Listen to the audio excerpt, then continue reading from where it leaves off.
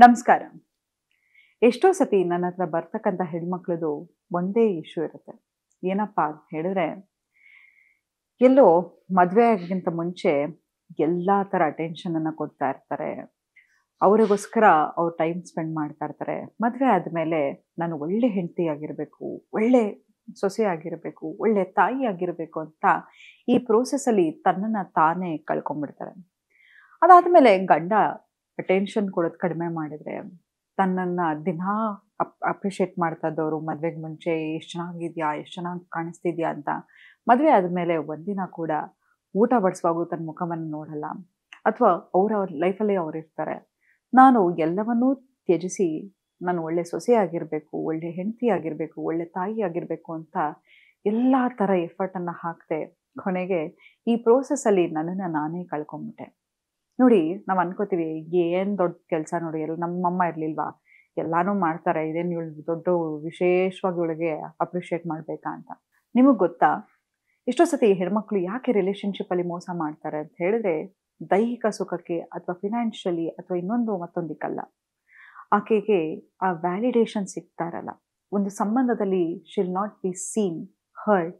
ಆ ಒಂಟಿತನ ಅನ್ನೋದು ಕಾಡ್ತಾ ಇರುತ್ತೆ. ಎಷ್ಟೋ ಸತಿ ನಮಗೆ ಮದುವೆಯಲ್ಲಿ ಕೂಡ ಒಂಟಿತನ ಕಾಡ್ತಾ ಇರುತ್ತೆ.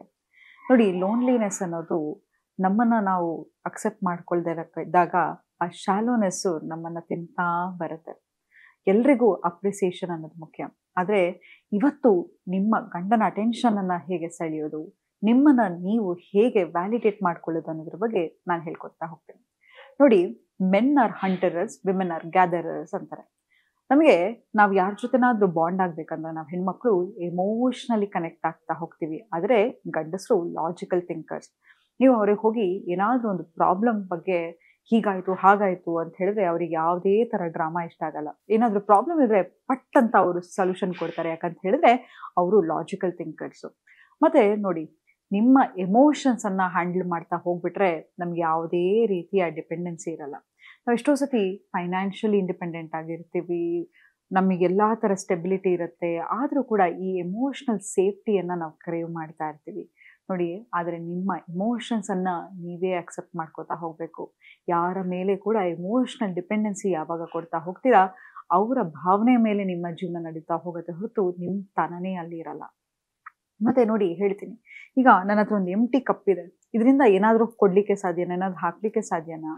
ಈ ನನ್ನ ಹತ್ರ ಎಲ್ಲ ಇದ್ದರೆ ಮಾತ್ರ ನಾನು ನಿಮಗೆ ಕೊಡಲಿಕ್ಕೆ ಸಾಧ್ಯ ಅಲ್ವಾ? ಹಾಗೆ ನಿಮ್ಮನ್ನು ನೀವು ಪ್ರೀತಿಸ್ಕೊತಾ ಇರಲ್ಲ, ನಿಮ್ಮನ್ನು ನೀವು ವ್ಯಾಲಿಡೇಟ್ ಮಾಡ್ಕೊತಾ ಇರಲ್ಲ. ನಿಮ್ಮ ಎಲ್ಲ ರೀತಿಯ ಸ್ಯಾಕ್ರಿಫೈಸನ್ನು ಮಾಡಿಬಿಟ್ಟು ಅವ್ರು ನನ್ನ ಅಪ್ರಿಷಿಯೇಟ್ ಮಾಡಲಿ ಅಂದರೆ ಹೇಗೆ ಸಾಧ್ಯ? ಮೊದಲನೇದಾಗಿ ನಿಮ್ಮನ್ನು ನೀವು ವ್ಯಾಲಿಡೇಟ್ ಮಾಡ್ಕೋತಾ ಹೋಗಿ, ನಿಮ್ಮನ್ನು ನೀವು ಅಪ್ರಿಷಿಯೇಟ್ ಮಾಡ್ಕೋತಾ ಹೋಗಿ. ಮದುವೆಗೆ ಮುಂಚೆ ಎಷ್ಟು ಎಫರ್ಟ್ ಹಾಕಿ ಡ್ರೆಸ್ ಮಾಡ್ತಾ ಇದ್ರೋ ಇವತ್ತು ಹಾಗೆ ಮಾಡ್ತಾ ಹೋಗಿ. ನಾಳೆ ನಿಮ್ಮನ್ನು ನೋಡಿ ನಿಮ್ಮ ಮಕ್ಕಳು ಫಾಲೋ ಮಾಡ್ತಾ ಹೋಗ್ತಾರೆ. ಹೆಚ್ಚಾಗಿ ತಾಯಿನ ನೋಡಿ ಅಬ್ಸರ್ವ್ ಮಾಡ್ತಾವಲ್ವ ಮಕ್ಕಳು. ನಾವು ಮಾತಾಡಬೇಕು ಅಂತಿಲ್ಲ. ನೋಡಿ, ನಾನು ಬಾಯಿ ಬಿಟ್ಟು ನಾನು ಹೀಗೆ ನಾನು ಹಾಗೆ ಅಂತ ಹೇಳೋ ಅವಶ್ಯಕತೆನೇ ಇಲ್ಲ. ಇವತ್ತು ನೀವು ಆ ವ್ಯಕ್ತಿಯ ಎನರ್ಜಿ ನೋಡಿದ್ರೆ ಆ ವ್ಯಕ್ತಿ ಎಷ್ಟು ಒಳ್ಳೆಯವರು ಎಷ್ಟು ಕೆಟ್ಟವರು ಅನ್ನೋದು ನಿಮಗೆ ನೋಡಿದ ತಕ್ಷಣ ಗೊತ್ತಾಗ್ಬಿಡುತ್ತೆ. ಹೀಗಿದ ಮೇಲೆ ನೀವು ಯಾತಕ್ಕೆ ಒಬ್ಬರ ಮೇಲೆ ಆ ಎಮೋಷ್ನಲ್ ಡಿಪೆಂಡೆನ್ಸಿಯನ್ನು ಹಾಕ್ತಾ ಹೋಗ್ತೀರಾ? ಸೆಲ್ಫ್ ಲವ್ ಅನ್ನು ಶುರು ಮಾಡಿ. ನಿಮಗೆ ನೀವು ಅಪ್ರಿಷಿಯೇಟ್ ಮಾಡ್ಕೊಳ್ಳಿಕ್ಕೆ ಶುರು ಮಾಡಿ. ನಿಮಗೆ ನೀವು ಕೈಂಡ್ ಆಗಿರಿ. ನಿಮಗೆ ನೀವು ಎಲ್ಲ ರೀತಿಯ ಅಟೆನ್ಷನನ್ನು ಕೊಟ್ಕೋತಾ ಹೋಗಿ.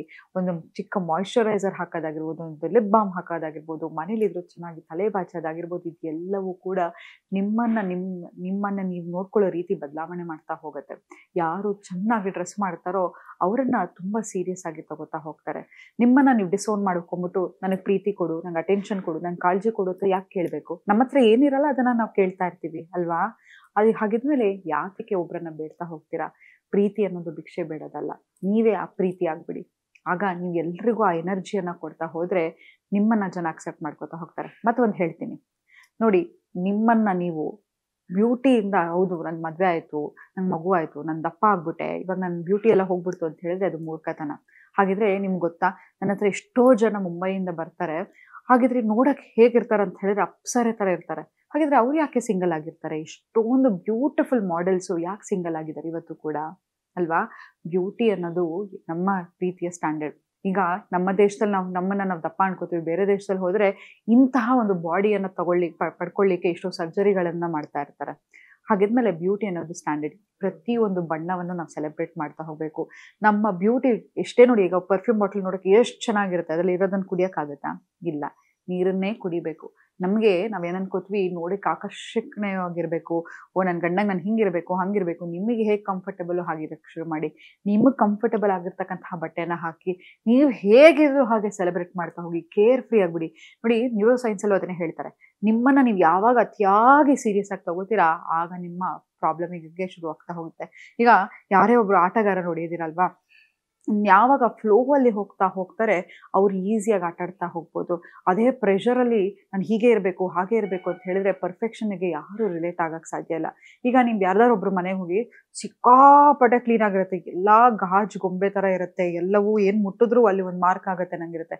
ನೀವು ಅಲ್ಲಿ ನೆಮ್ಮದಿಯಾಗಿ ಹೋಗಿ ಕೂತ್ಕೊಳ್ಳಿಕ್ಕಾಗತ್ತಾ? ಇಲ್ಲ ಅಲ್ವಾ? ಯೋ ಹಿಂಗಪ್ಪ ಅಂತ ಅನಿಸ್ತಾ ಇರುತ್ತೆ. ಪರ್ಫೆಕ್ಷನ್ನಿಗೆ ಯಾರು ರಿಲೇಟ್ ಮಾಡ್ಕೊಳ್ಳಿಕ್ಕೆ ಸಾಧ್ಯನೇ ಇಲ್ಲ ಅಲ್ವಾ? ನಾವೆಲ್ಲರೂ ವಲ್ನರಬಲ್ ಆಗಿದ್ರೆ ಮಾತ್ರ. ನೋಡು, ಯಾರೂ ಪರ್ಫೆಕ್ಟ್ ಅಲ್ಲ, ನಾನೂ ಪರ್ಫೆಕ್ಟ್ ಅಲ್ಲ, ನೀವು ಪರ್ಫೆಕ್ಟ್ ಅಲ್ಲ. ಈ ಪ್ರಪಂಚದಲ್ಲಿ ಯಾವುದು ಪರ್ಫೆಕ್ಟ್ ಅನ್ನೋದು ಇಲ್ವೇ ಇಲ್ಲ. ಪ್ರಕೃತಿ ನೇಚರೇ ನೋಡಿ, ಹೇಗೆ ಒಂದು ಹೂವಲ್ಲೂ ಏನೋ ಒಂದು ವೇರಿಯೇಷನ್ ಇರುತ್ತೆ. ಎಲ್ಲದರಲ್ಲೂ ಒಂದು ಇಂಪರ್ಫೆಕ್ಷನ್ ಅನ್ನ ಸೆಲೆಬ್ರೇಟ್ ಮಾಡ್ತಾ ಹೋಗೋಣ. ನಿಮ್ಮ ಬಾಡಿ ಬಗ್ಗೆ ನೀವು ಅದು ಕ್ರಿಟಿಕ್ ಮಾಡಕ್ ಹೋಗ್ಬಿಡಿ. ನೀವು ಹೇಗಿದ್ರು, ದಪ್ಪ ಇದ್ರು, ಸಣ್ಣಕ್ಕಿದ್ರು, ಕಪ್ಪುಗಿದ್ರು, ದಪ್ಪಗಿದ್ರು, ಕುಳ್ಳಕ್ಕಿದ್ರು, ನಿಮ್ಮ ನೀವು ಸೆಲೆಬ್ರೇಟ್ ಮಾಡ್ಕೋತಾ ಹೋಗಿ. ಆ ಕಾನ್ಫಿಡೆನ್ಸ್ ಎಷ್ಟು ಸೆಕ್ಸಿ ಆಗಿರುತ್ತೆ ಗೊತ್ತಾ?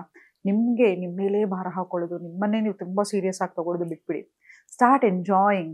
ಯಾವಾಗ ನೀವು ಡಿಸ್ಕನೆಕ್ಟ್ ಆಗ್ತೀರಾ, ನಿಮ್ಮ ಲೈಫು ತುಂಬಾನೇ ಅದ್ಭುತವಾಗಿರುತ್ತೆ. ಪ್ರತಿ ದಿನ ಕೂಡ ನೀವು ನಿಮ್ಮ ಲೈಫನ್ನು ಸೆಲೆಬ್ರೇಟ್ ಮಾಡ್ತಾ ಹೋಗ್ತೀರಾ ಅಂತ ಹೇಳ್ತಾ ಇವತ್ತಿನ ಸಂಚಿಕೆನ ನಾನು ಮುಕ್ತಾಯಗೊಳಿಸಿದ್ದೀನಿ. ಧನ್ಯವಾದಗಳು.